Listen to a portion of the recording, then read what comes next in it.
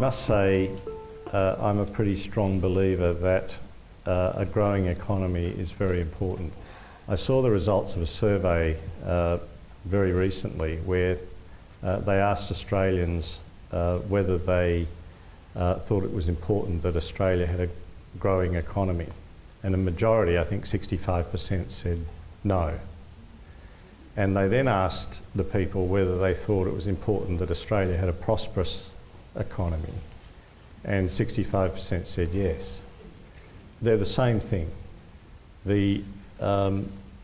Because without economic growth, you will not be able to provide the sort of services that all of us have come to expect.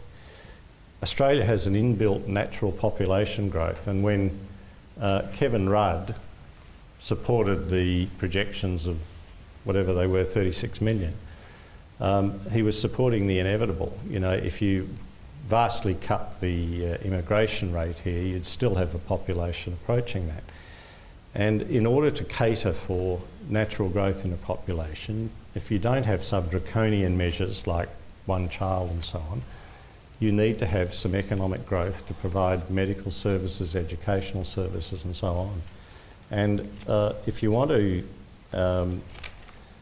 look at an example of a country that has disappointed in that regard, go to Greece. I went to Greece a few years ago to visit somebody who was critically ill in hospital, and I found the hospital system there third world in a country that was the cradle of civilization. And over time, if you don't have economic growth, healthy economic growth, you are going to go backwards in those sorts of things that I think we all take for granted.